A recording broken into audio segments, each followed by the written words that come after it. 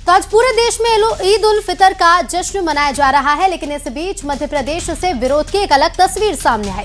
जहां दुनिया भर में लोग नए कपड़ों और खुशियों के साथ ईद मना रहे हैं, वहीं मध्य प्रदेश के शिया समुदाय ने बाहों पर काली पट्टी बांधकर नमाज अदा की। ये विरोध था ईरान के समर्थन में और अमेरिका इजराइल की नीतियों के खिलाफ। अलविदा जुमे के बाद अब ईद पर भी दिखे इस मंजर ने मिडिल ईस्ट में युद्ध की आग की तपिश का आसरा या कहें आहट और दिखाई दी है। अमेरिका मुर्दाबाद, इस्राइल मुर्दाबाद।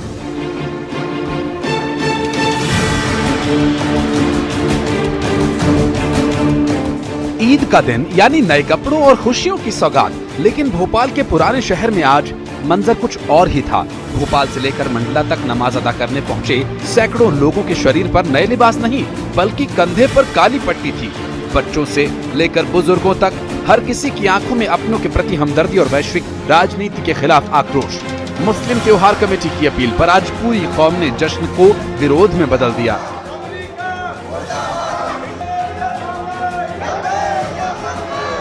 ईरान और इजराइल युद्ध चल रहा है और ऐसे में खोमनोई की जो मौत हुई है उसको लेकर यहाँ पर जो है वो आप देखेंगे खोमनोई को श्रद्धांजलि यहाँ पर दी जा रही है। तस्वीरें आप देखेंगे यहाँ पर तमाम जो शिया मुस्लिम समाज के लोग हैं वो आज यहाँ पहुँचे हुए हैं और ईद की जो नमाज अदा की गई, काली पट्टी बांधकर जो है विरोध किया गया है। और यहाँ पर हम लोग जो इमाम है उनसे बात करने की कोशिश करेंगे। सर, किस तरह का विरोध है आप लोगों का? काली पट्टी पहनकर पहुँचे हैं, पुराने कपड़े भी पहने हुए। देखिए, विरोध हमारा जो है जालिमीन के खिलाफ है, जो अत्याचार करते हैं उनके खिलाफ है।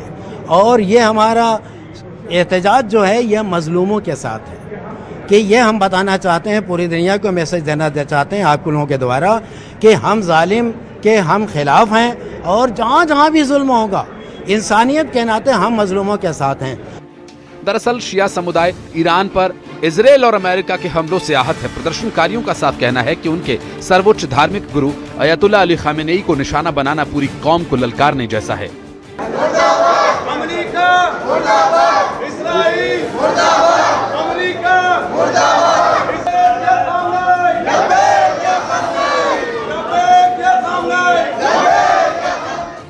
नमाज खत्म होते ही मस्जिद के बाहर अमेरिका मुर्दाबाद, इजराइल विरोधी नारे गूंज उठे। हालांकि प्रदर्शन पूरी तरह से शांतिपूर्ण रहा। शिया समुदाय ने साफ किया कि वे हिंसा में नहीं, दुनिया को एक संदेश देने में विश्वास रखते हैं। अगर उनके मजहबी रहनुमाओं पर आंच आएगी तो वे चुप नहीं बैठेंगे। आज शव्वाल की पहली तारीख थी, ईद मनाए, हम लोग नमाज पढ़ी, नमाज अदा की। और जो आपने सवाल किया काली पट्टी, तो आप लोगों को पता ही है कि जो है दुनिया में क्या चल रहा है। ईरान पे इसराइल और अमेरिका ने जो हमला किया है उसमें हमारे जो है दीनी जो रहनुमा थे, दीनी हमारे धार्मिक गुरु जो है सबसे हेड सबसे बड़े आयतुल्ला खामेनेई साहब जो है उनको शहीद किया गया है। तो उन्हीं के एहतजाज में कि जालिमाना तरीके से शहीद किया गया और मतलब नाहक उनको जो है शहीद किया गया, तो उसी के एहतजाज में आज हम नमाज जो पढ़े वो काली पट्टी बांध के पढ़े ताकि दुनिया को पैगाम जाए कि हम उनके साथ हैं। वो हमारे जो है धार्मिक गुरु थे। जो है ईद जो है परंपरागत तरीके से हम लोगों ने मनाई। जो ईद में धार्मिक कार्य किए जाते हैं वो किया हम लोगों ने। विरोध हम लोगों का इस बार ये था कि हमारे धर्म गुरु जो हैं उनको शहीद किया गया बेमतलब में, उसके विरोध स्वरूप हम लोग जो है काली पट्टी बांध के यहाँ पर ईद मना रहे हैं। मध्य प्रदेश की गलियों से निकला ये काली पट्टी का संदेश अब दुनिया भर में चर्चा का विषय बना हुआ है। जश्न के बीच गम और विरोध की तस्वीरें ये बताती हैं कि अंतर्राष्ट्रीय राजनीति की तपिश अब मध्य प्रदेश की आबो हवा में भी महसूस की जा रही है। न्यूज़ 18 के लिए भोपाल से शैलेंद्र भदौरिया, मंडला से कृष्णा साहू की रिपोर्ट।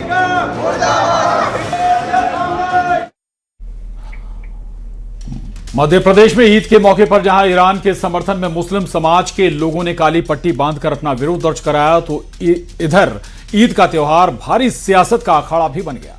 मौका था नमाजियों पर फूल बरसाने का, लेकिन इस पर शुरू हुआ जुबानी जंग अब धर्म और निष्ठा तक जा पहुंची है।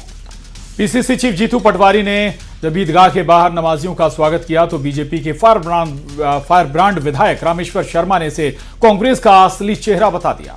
आखिर क्यों एक त्योहार पर छिड़ गया है सियासी घमासान, देखिए इस रिपोर्ट में।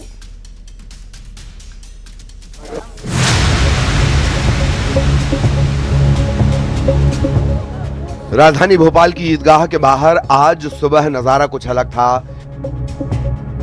पीसीसी चीफ जीतू पटवारी अपने समर्थकों के साथ खड़े थे और नमाज अदा कर लौट रहे अकीदतमंदों पर फूलों की बारिश कर रहे थे। कांग्रेस इसे गंगा जमनी तहजीब और आपसी भाईचारे का प्रतीक बता रही है। जीतू पटवारी ने संदेश दिया कि कांग्रेस हर धर्म का सम्मान करती है, लेकिन बीजेपी को इस पुष्प वर्षा में तुष्टीकरण की बू आने लगी।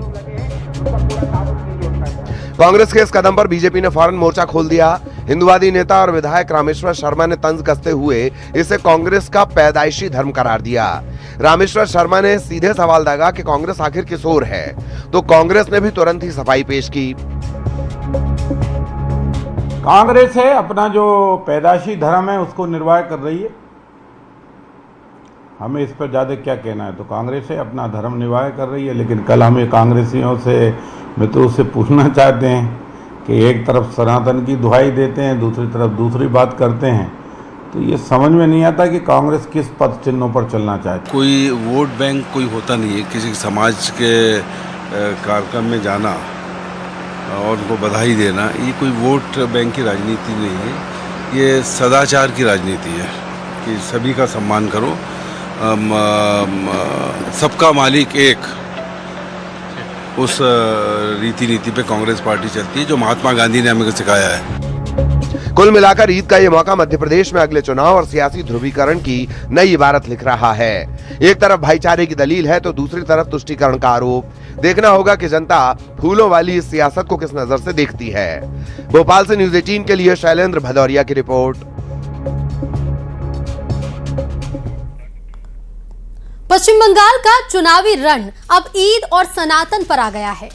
विधानसभा की चुनावी सरगर्मी के बीच ईद के मौके पर एक ओर पश्चिम बंगाल की मुख्यमंत्री ममता बनर्जी ईद की नमाज में शामिल होने पहुंची, तो दूसरी ओर बीजेपी लीडर और नेता प्रतिपक्ष शुवेंदु अधिकारी कालीघाट मंदिर में पूजा अर्चना के लिए पहुंच गए। ममता बनर्जी एसआईआर पर सवाल उठाते हुए अपने संबोधन में केंद्र सरकार और बीजेपी पर जमकर बरसी, तो वहीं शुवेंदु अधिकारी ने सनातन की जीत का नारा देते हुए पश्चिम बंगाल में कमल खिलाने की बात कही और मां काली से जीत का आशीर्वाद भी मांगा।